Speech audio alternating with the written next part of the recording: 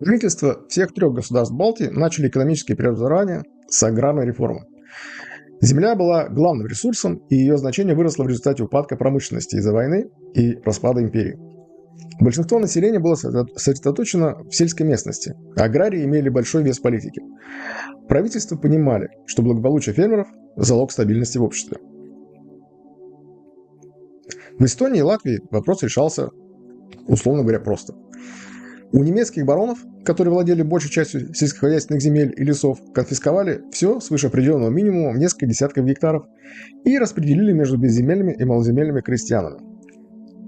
В итоге в Эстонии и Латвии число хуторов к концу 1920-х выросло вдвое – до 125 и 230 тысяч соответственно.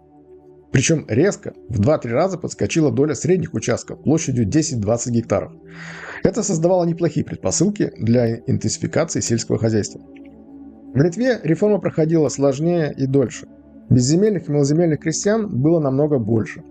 Но земли помещиков, подлежавших конфискации, составляли лишь четверть от фонда.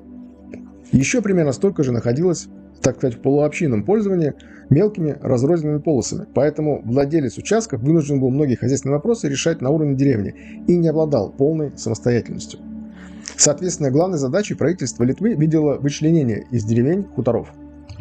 Но в условиях дефицита земли в относительно густонаселенной стране и из-за бедности дело шло медленно. В 1939 году в Литве было 159 тысяч хуторов. По сути, к тому времени реформу еще не успели закончить. Не хватило 3-4 лет. Причем средний размер хутора в Литве был значительно меньше, чем в Эстонии и Латвии. Свыше половины хозяйств имели менее 10 гектаров, в соседней Латвии около трети. Но все же по уровню развития сельского хозяйства к концу эпохи независимости Литва не так уж сильно отставала от северных соседей.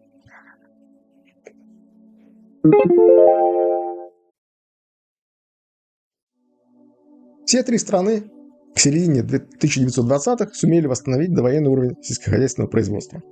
Поначалу упор делался на растениеводство. Латвия, к примеру, к концу 1930-х увеличила сбор зерновых в 1,8 раза относительно уровня 1913 года, частично за счет роста площадей обрабатываемых земель. И в 1935-м впервые стала чистым экспортером зерна, в основном ржи.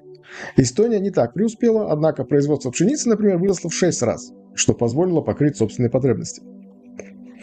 Быстрыми темпами шла интенсификация аграрного сектора. К примеру, с 1920 по 1937 количество сенокосилок в Латвии выросло с 12 до 40 тысяч.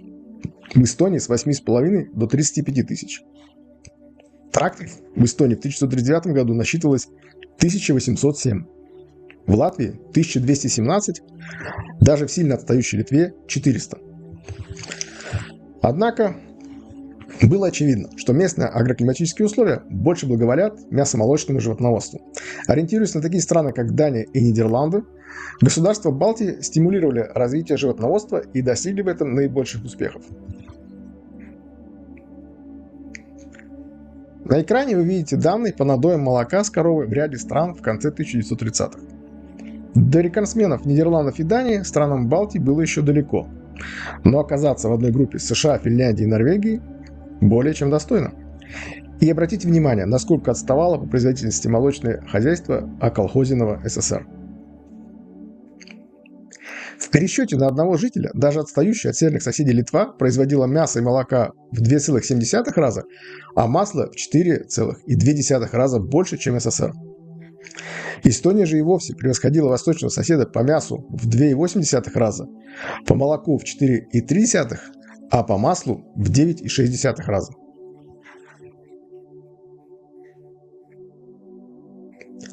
Большое значение для экономики стран Балтии, особенно Латвии и Эстонии, имело лесное хозяйство. Лес был основным стройматериалом и топливом на селе, сырьем для деревообрабатывающей и бумажной отрасли, одним из ведущих экспортных товаров.